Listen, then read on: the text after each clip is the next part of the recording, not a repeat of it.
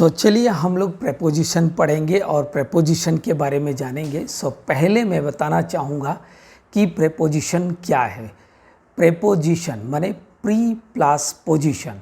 Preposition को आप बोल सकते हैं प्रथम स्थान।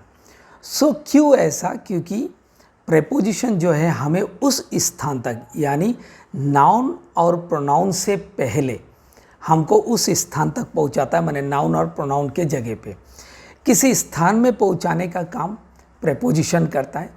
प्रेपोजिशन काफ़ी इम्पोर्टेंट है इंग्लिश बोलने के लिए और इंग्लिश में लिखने के लिए भी। हम आगे की ओर देखते हैं प्रेपोजिशन के बारे में। हमको पहले ये चीज़ याद रखिएगा, प्रेपोजिशन एक ट्रैफिक पुलिस के तरह काम करता है और वो किस जगह पे है, किस कोने पे है, कौन सी साइड में है, किस जगह पे है, ऊपर टंगा हुआ है या नीचे टंगा हुआ, उन सारे चीज़ों को बताने का काम करता है, वो है प्रेपोजिशन। ओके, यहाँ पर हम देखते हैं कि प्रेपोजिशन एक टाइम है। अब हम देखेंगे प्रेपोजिशन टाइम के बारे में। ठीक है, आज हम पढ़ेंगे प्रेपोजिशन टाइम के बारे में और समझेंगे। यहाँ पर हम देखते हैं 3 प्रकार के टाइम में इस्तेमाल होने वाला preposition. First at, second on and third in. At एक निश्चित समय के साथ प्रयोग होता है, जैसा विथ, पॉइंट ऑफ टाइम, और ऑन का प्रयोग डे और डेट के लिए, माने आप डे के लिए लगाएंगे और डेट के साथ आप ऑन का प्रयोग करेंगे। तीसरा हम देखते हैं इन में, माने समय के साथ। अब यहाँ हम देख रहे हैं कि पहले हमने एट को रखा यहाँ पर और नीचे लिखा निश्चित समय के साथ, फिर मैंने ऑन को डे और डेट के साथ और इन को में समय के साथ। ओके, देखिए इसमें लिखा है, जो एट के आप नीचे देखिए क्लॉक टाइम, माने घड़ी के समय के साथ, जैसा एट 6, एट 8 AM। एक निश्चित समय को आप बताने के लिए आपको इस प्रकार के एट का प्रयोग करना होगा। अब नीचे देखते हैं, इसमें लिखा है मील्स, माने भोजन के समय। ठीक है, at lunch time, at dinner. ठीक है, फिर हम एट को देखते हैं एक फेस्टिवल के साथ प्रयोग किया जाता है। तो अधिकतर ये जो फेस्टिवल होता है एट का प्रयोग होता है वो क्रिश्चियन फेस्टिवल के साथ, जैसे अधिकतर क्रिश्चियन फेस्टिवल के साथ प्रयोग होता है। लेकिन आप अपने नोट्स बुक में देखे होंगे कई सारे त्योहारों और इवेंट्स के साथ भी इसका प्रयोग किया गया है। ठीक है, यहाँ पर देखते हैं एट ईस्टर, एट क्रिसमस।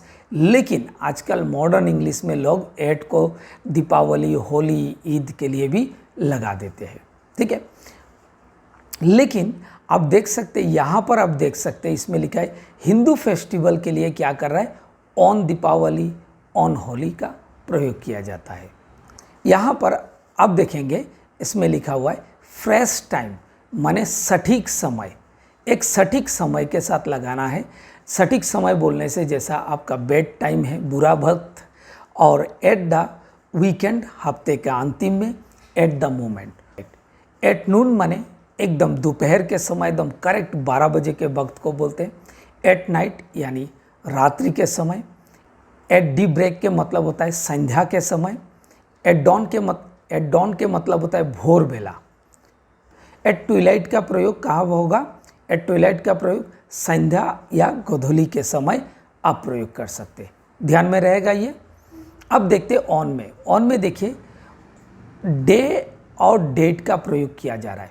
तो डे ऑफ द वीक, माने हफ्ते के जो दिन है उसके साथ, जैसा ऑन मंडे, ऑन संडे को लगाया जा रहा है। फिर आप देखिए डेट में ऑन डेट का प्रयोग किया गया। ऑन डेट का प्रयोग किया गया माने ऑन 15 अगस्त, ऑन 1 जनवरी। लेकिन इसके बाद यदि कोई भी सन है 2022, वो भी आप लगा सकते हैं। ओके, और ऑलरेडी मैंने बता चुका हूँ कि हिंदू फेस्टिवल के साथ ऑन का प्रयोग किया जाता है, लेकिन आजकल मॉडर्न इंग्लिश में एट का भी प्रयोग कर देते हैं। उसके बाद on Valentine day, on birthday, माने उस समय पर। ठीक है, तो उस चीज़ को बताने के लिए हम ऑन का प्रयोग करते हैं। उसके बाद नीचे देखते हैं ऑन संडे मॉर्निंग। आपके मन में आएगा भाई ऑन संडे मॉर्निंग क्यों लगाया, इन द मॉर्निंग होता है क्योंकि यहाँ पर ऑलरेडी एक डे लिखा हुआ है, ठीक है, दिन लिखा हुआ है। उसका दिन के बाद मॉर्निंग आए, इवनिंग आए, कुछ भी आए, फिर भी इसमें ऑन का प्रयोग करेंगे आप, ठीक है। On the Monday evening, on the Saturday morning, इस प्रकार से बोल सकते हैं, माने डे पहला आना चाहिए। अब हम जाते हैं इन में समय के साथ, जैसा मंथ, इन जुलाई, इन जनवरी। अब आप कैसे जानेंगे कि इसमें इन लगना चाहिए, क्योंकि देखिए 1 तारीख से शुरू होता है 30 तारीख तक या 31 तक रहता है, तो वो जो होता है एक माह होता है। सो उस माह के अंतर्गत अंदर कहीं ना कहीं जो इनका प्रयोग रहता है ना, वो एक प्रकार के एक क्राइटेरिया रहता है, उसी के अंदर होता है।